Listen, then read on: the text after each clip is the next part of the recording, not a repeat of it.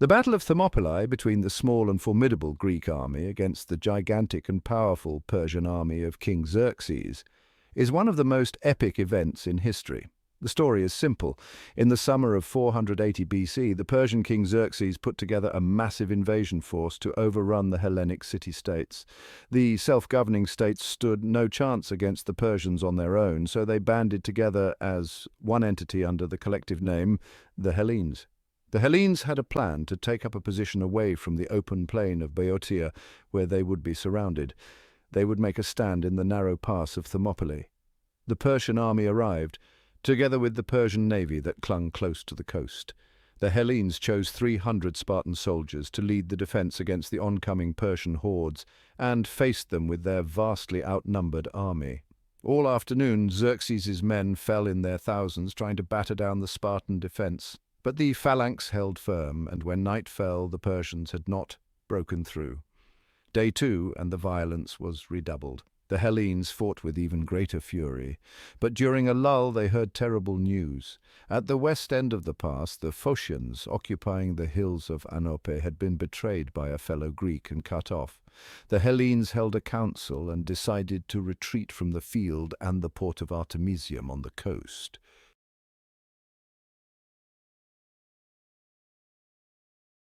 Historical context and significance. The Peloponnesian War between Athens and Sparta from 431 to 404 BCE resulted from the tensions between the two great city-states following the Persian Wars. In 431 BCE, a spate of political strife began in Corcyra between the aristocratic and democratic factions of the city.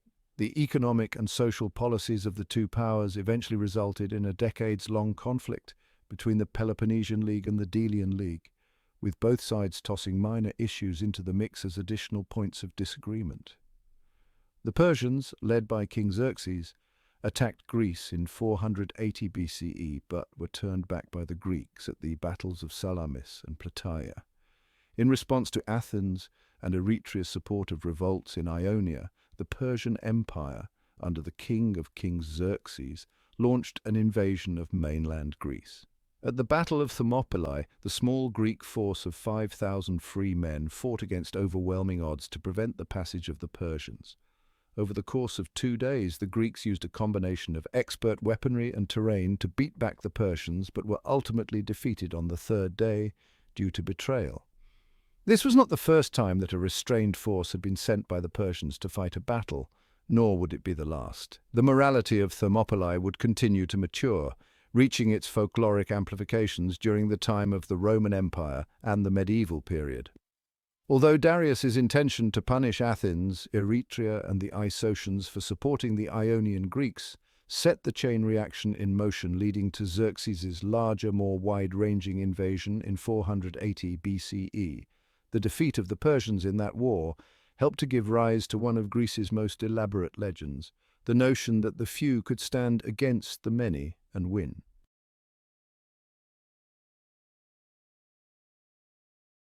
The Persian Empire and the Greek city-states. It was the most powerful empire of its day, and it was ruled by a king who was considered and valued himself a king of kings, the greatest of his peers. It was the Persian Empire, built in the 6th century BCE by Cyrus the Great and expanded by his successors through diplomacy, espionage, alliances, and warfare until it reached into 3 continents: Asia, Europe, and Africa. To the west of the Persian Empire stretched a land they knew as Hellas, a rough geography bounded east by the Persian possessions on the Aegean coast and broadly north and west by the territories controlled by various Greek city-states. The Greek word polis, city-state, refers to something less than a country but more than a town. In cast their nets for trade, many Greeks went abroad to find cities already established where they could, with luck and hard work, craft wealth and power. They married locals, bringing their children up speaking both their native tongue and the local Greek dialect, and became naturalized citizens, acquiring property and honors, adding structures, sponsoring festivals, all the while keeping ties to the land of their birth. Retiring men sometimes returned to the original polis, bringing further wealth to the home polis and to the men redistributing commodities. The loyalties of Greek men then spread widely across territorial boundaries within the broad confederation that could not rightly be called the empire anywhere, nevertheless united by a common language and religious practices.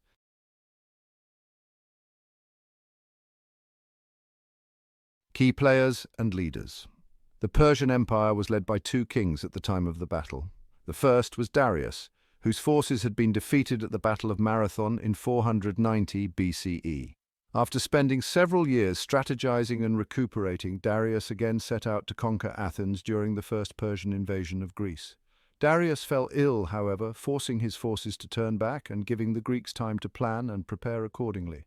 Darius's successor, his son Xerxes, had previously overseen the Persian invasion of the bottlenecking mountain pass in 482 BCE. This was the only force to successfully infiltrate Greek territory before being forced to turn back when their ships were damaged. The leader of the Greek forces, the Spartan king Leonidas I. Leonidas led the 300 Spartan soldiers as they took on the Persians along with their Greek allies from Thespiae, Mycenae, Thebes and Corinth, among others. Although the Greek city-states were theoretically united against the Persian threat, many were not completely unified in the collective defense of Greece. There were squabbles and rivalries between the city-states. Some were still hoping for favorable terms with Xerxes, or perhaps were indifferent. Because of this, the Spartan forces' smaller than usual size should not be overemphasized. According to Herodotus, the number was kept small intentionally by the Spartan council to discourage the Persians from continuing to study the Greek formations and instead hurry past to Athens.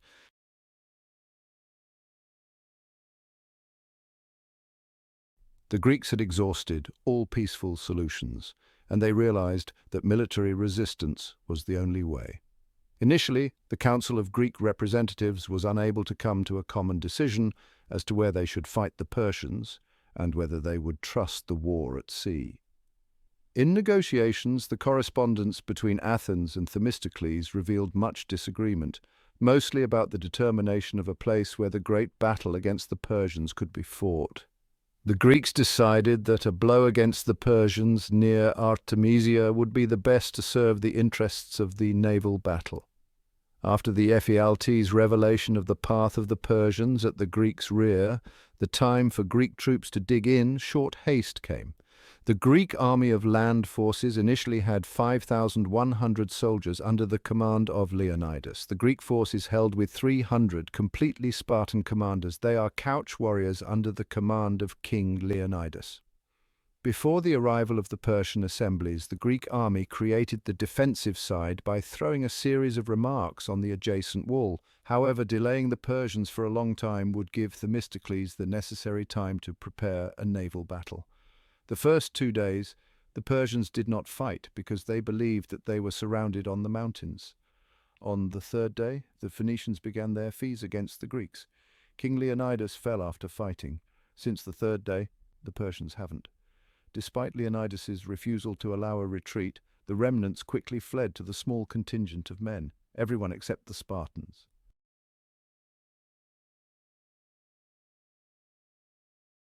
The Spartan civilization was unique in many ways, but what has survived in popular memory is the military aspect of the society.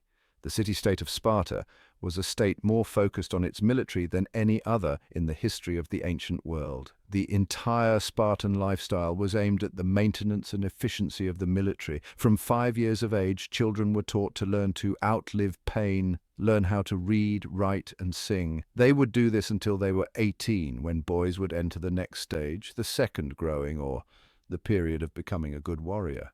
The boys would be given their required loincloth, cloak, and red cape and go out on their own with the people's main food source, a sword and spear. They were left on their own because they would have to steal or hunt for their food, thus refining their abilities if any Athenian conquest took place.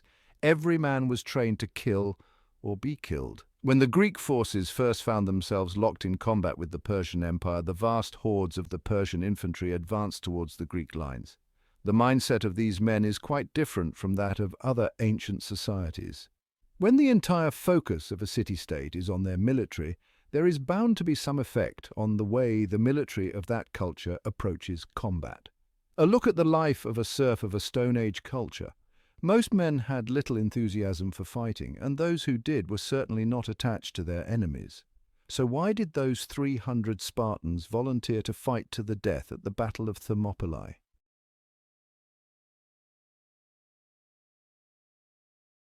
10 years after the Greek victory against a massive Persian invasion, Xerxes, the Persian king, plotted an invasion to avenge his father Darius and to conquer Greece. Xerxes amassed an army of some of the most elite soldiers from Asia Minor, Arabia, North Africa, and India.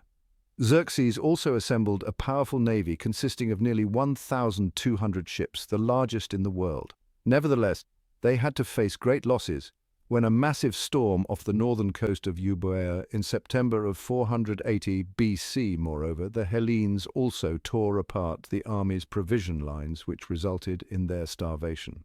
The Persian forces were arranged with the most elite soldiers coming from the eastern half of the empire.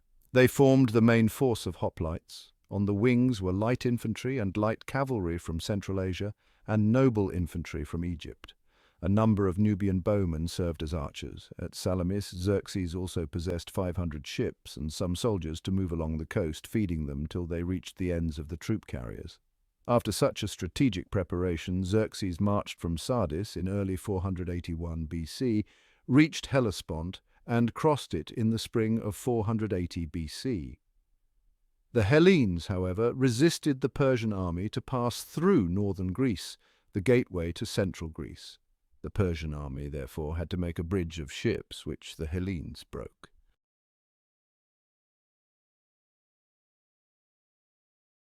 According to ancient sources, the Persian army that invaded Greece in 480 BC was the largest ever assembled up to that time, and they agree on a number between 1,500,000 and 2,641,620.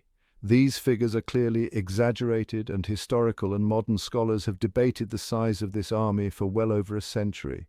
A rigorous examination of the sources reduces the size of the Persian army to reasonable figures, not more than 250,000 and probably less than 120,000.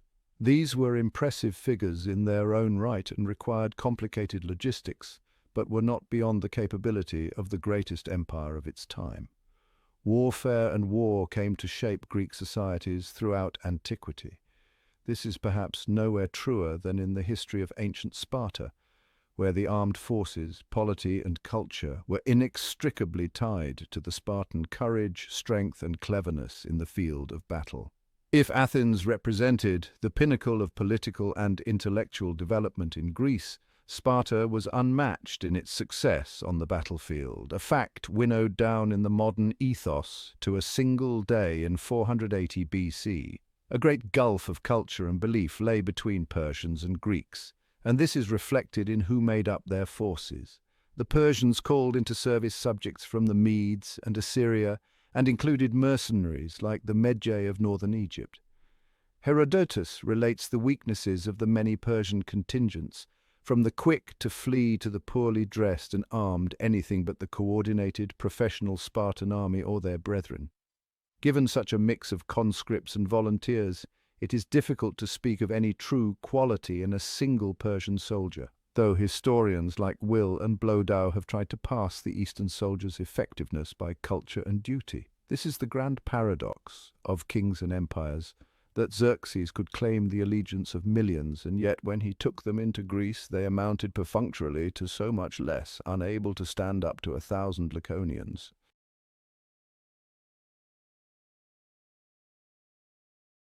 On the morning of the 20th of August, 480 BC, King Leonidas and the remaining troops on the Persian forces' path prepared to defend the hot springs at the passage of Thermopylae against what they surmised would be the oncoming Persian force. They allegedly used a mock bathhouse as their encampment, and apparently the Persians were so puzzled by a glimpse of the warriors as they were preparing for the battle. It is said that the officers asked questions about the troops to the scouts. Highlights of the encounter vary, but classical writers have made note that it was one of the first reports from the battle. While scouts and spies were flooding in and out of the battlefield, the Greeks and the Persians broke the silence between the two armies by singing a battle cry. with the taunts from soldiers of both parts reaching the heavens. Assyrians and Medes, Amorgians and Bactrians behind them got closer and nearer to boiling point at the cliffs at Thermopylae. In the early moments of the conflict, Iranian, Libyan and Carian soldiers were killed in the first clashes. After the long trek to the cliffs of Thermopylae at Obscura, Xerxes witnessed the opening salvos of battle, likely from an elaborate but sketchy platform set up at the crest of the cliffs, where the commanders of the Persian allied forces could be seen on horseback. Ashamed of these opening assaults, Xerxes also witnessed Phalanx B of the Immortals as they stood side by side to pull back into the shelter of the mountain pass. This passage was ideal for offering rearguard defense, with high cliffs sheltering the southern entrance while the pass itself was unnavigable, save the route created across the cliffs.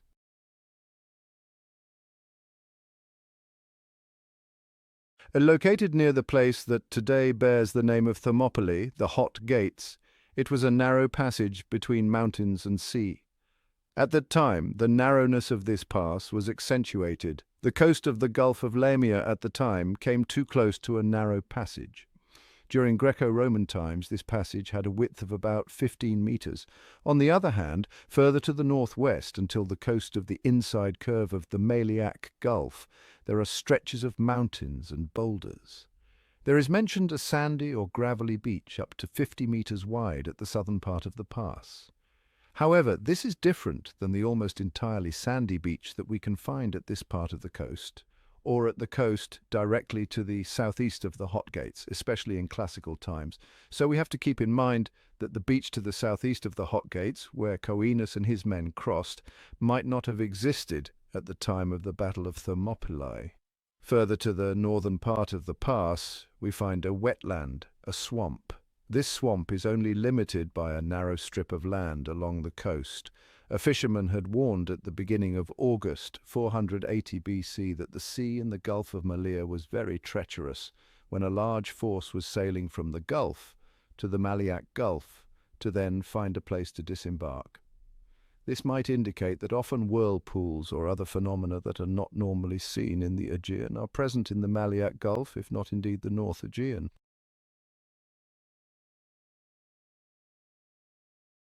For 2 days, the Greek force led by King Leonidas of Sparta rebuffed the Persian onslaught at the pass of Thermopylae. On the third and final day of battle, the last of the Spartans and their allies faced certain death. The third day of the battle at Thermopylae was one of a struggle and sacrifice. To the shock of many, the Greeks initially held up the Persian advance once more. The Persian Immortals first tried to assault the pass on foot. However, the Greeks were now ready for the Persians. Leonidas had discerned a weakness in the Persian strategy and told his men to focus on the most dangerous members of the Persian force. The first day the Persians fell in great numbers, wrote Herodotus. But they were greatly superior in numbers, for in fact it was few the day they were engaged, and those few being constantly relieved by fresh troops. The Greeks took a heavy toll on the Persians eventually in the afternoon. The Persians were forced to turn around and begin retreating back to camp. The problems with Greek strategy were already beginning to expose themselves while they were retreating around 4 p.m. The main difficulty for the Persians in the battle at Thermopylae was that their numbers probably produced confusion and disarray. The Greek force retreated back in some disorder as the Persians sent wave after wave of fresh, well-rested troops against them. The Greeks managed to regroup at the narrowest spot of the pass, while the Persians advanced up to 10 times on them, with little success.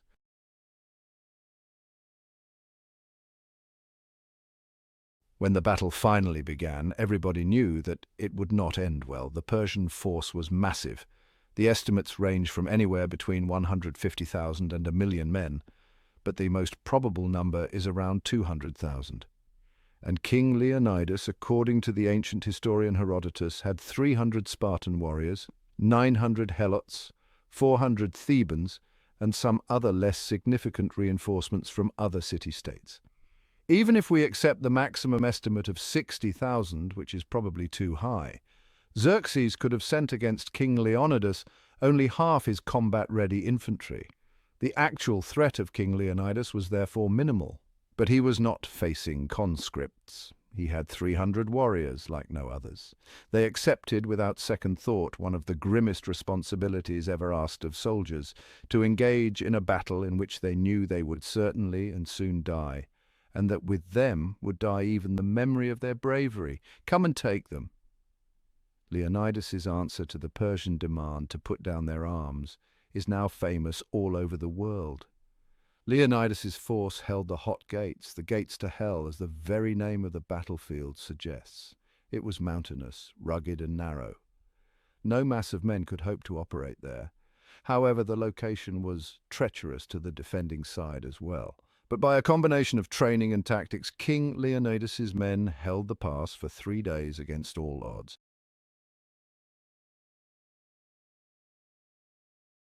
Traditionally, the Battle of Thermopylae in August 480 is analysed primarily on land. However, the narrow pass had a parallel at sea, Artemisium, where Greek and Phoenician forces faced off on equal terms.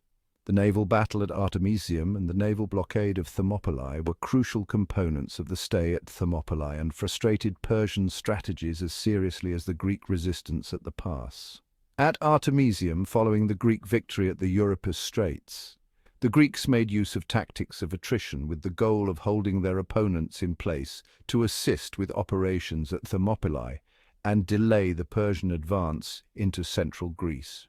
Analysis of the Artemisium sea battle provides a fresh perspective on the defense of the pass, the scale and motives of Persian sea power, and the geography of a passage that had not been studied from a naval standpoint. The assault on Greece under Persian King Xerxes did not just consist of the famous land route that ran from Hellespont to Athens. The Persians also invaded with a large fleet that followed them along the coastline. It was thought that ships, merchant and triremes, with the right volume of space, would be able to transport, in addition to the troops, almost everything necessary for setting up a camp on the beaches. Using this logistical support, the Persians were able to land an occupying force into enemy territory, tie up enemy hoplites, and the fleet was to proceed to a prearranged position ahead of the marching army. The objective was to prevent the powerful, land-based fleet of the Spartans from crossing the sea to defeat them again. In the case of an accident at sea, it was critical for the Greeks to impede the advancing naval force. The Greek naval forces were thus obliged to mingle with and hinder the advancing naval ranks.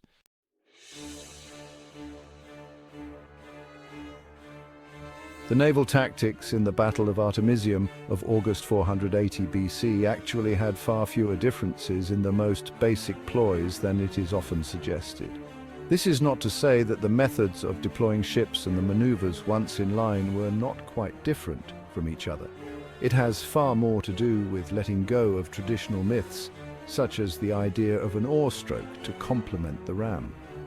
The two very different basic types of Greek warship, regardless of whether they were Ionian or Achaean, oared or rowed, quinquereme or pentaconta or any other thing.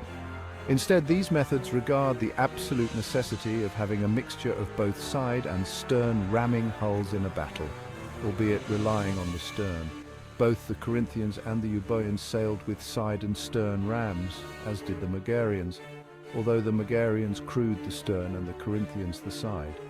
A completely dictating set of instructions to follow in a battle for all tactics is based around these fundamental assumptions. In most larger battles, the fighting took place against the enemy vessels offside at rest and on the upper oar blades when moving forward.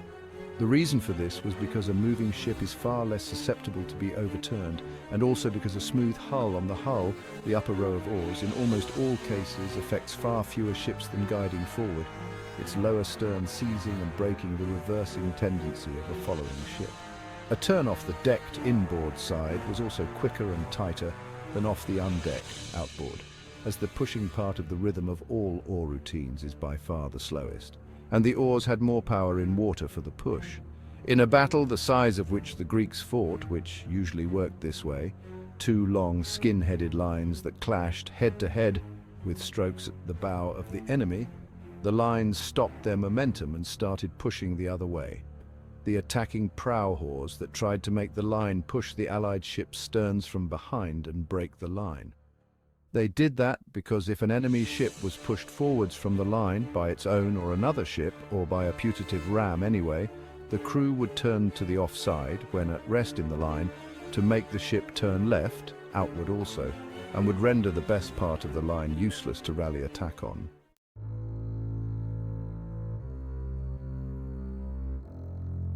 Thermopylae also had significant aftermath. The news of their kings' and Spartan soldiers' actions was sent across the world and influenced in favor of the Greeks. Thermopylae was a significant conference for many reasons. It was the first time the Hellenic League had decided entry to the pass and denied Leonidas to the other city-states. It also helped by giving the Greek forces unity. The Battle of Thermopylae became the most famous battle of the Asiatic Greeks, occurring in the summer of 480 BC, close to the beginning of the first invasion. The Acropolis of Athens, commanded by 3 men, eventually put down the Persians and weakened the army considerably. The safety of the reserves, only able to be protected from the Persian army, was sent first under Thespian craftsmen in Boeotia. All the reserves were finally able to retire. Aristodemus, however, imprisoned himself in the pass. Gorgo's party left the evening before, protecting the capital. Mardonios and his officer numbered the tavernas, and one officer was left to proceed with one balahot. Gorgo begged him to retire, but he drank to existence and promised to save the pass. The Persian army, unable to reach the pass, bought food from Gorgo and protected the valley. The next day, Xerxes and his army were defeated by the pass. The subsequent passage reinforces the Greeks and causes Xerxes' army to die with pains. The Battle of Thermopylae is said to combine various works, strategies, preferences, and tactics utilized by the defenders. The outcome is unclear, even though Herodotus quite clearly states that the Greeks were defeated. Thus, while the count of losses or defenses is unclear, the strategies have been drawn in the book. The rocky passage between Mount Kallidromos and the Maloian Mountains is a dangerous ground. The mysterious level of the book reinforces the Greeks, and succeeding to Sella reinforces the Greeks. They are in a situation to save the pass if the enemy can't back one wall. The rocky passage between Mount Kallidromos and the Maloian Mountains is a dangerous ground. The mysterious level of the book reinforces the Greeks, and succeeding to Sella reinforces the Greeks. They are in a situation to save the pass if the enemy can't back one wall. The defenders designed a tight and productive line of defense strategies. Spolstiem and Victoria simplify to, for example, allocate is an adjective to campaigns. Strategies have been drawn in the BCKG. For a detailed discussion and bibliography, see Thyesse 3, 1415. In the eyes of some scholars, Thermopylae is decisive in some fundamental century debate about Spartan society.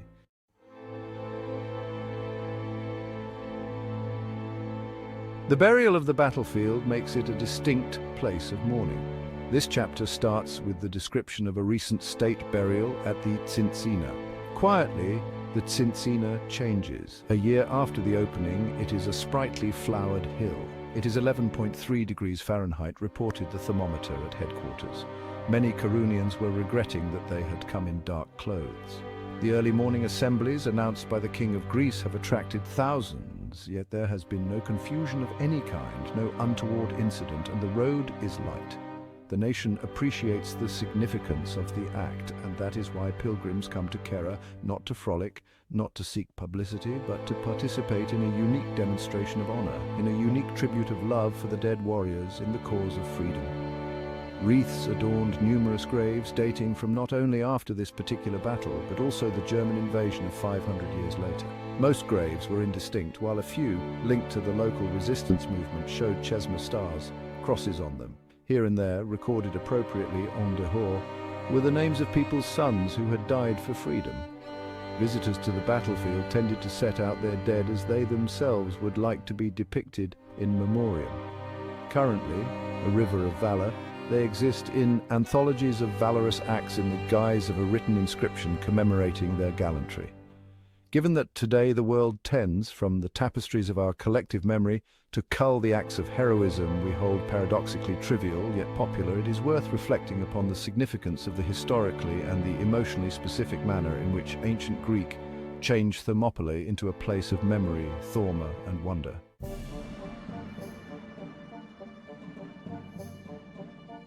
Myth and reality, debunking popular misconceptions.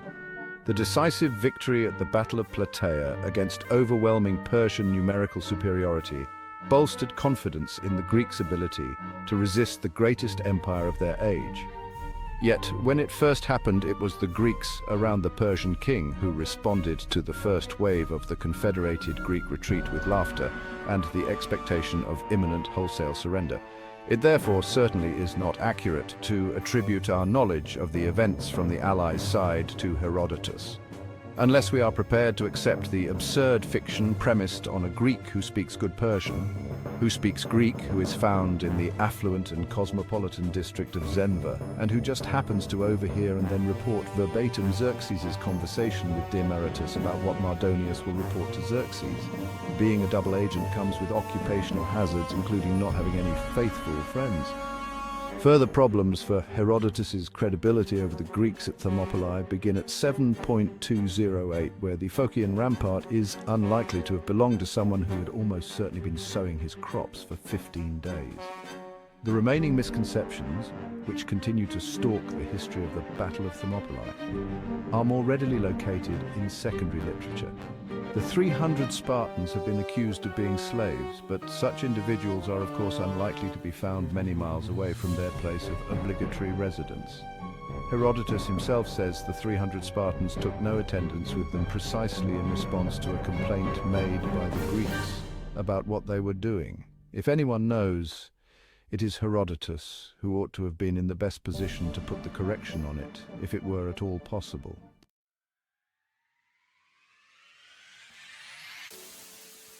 Now that you've witnessed the incredible story of the Battle of Thermopylae and the bravery of the 300 Spartans against the vast Persian Empire, it's time to take action. If you found this video informative and want to learn more about epic battles and heroic stands throughout history, make sure to subscribe to our channel and hit the notification bell so you never miss an update. We'd love to hear your thoughts on this legendary battle. What part of the story surprised you the most? Drop a comment below and let's start a discussion. If you enjoyed this deep dive into history, please give this video a thumbs up and share it with your friends who are history buffs. Together, let's keep the spirit of these brave warriors alive. Thank you for watching and stay tuned for more captivating tales from the past.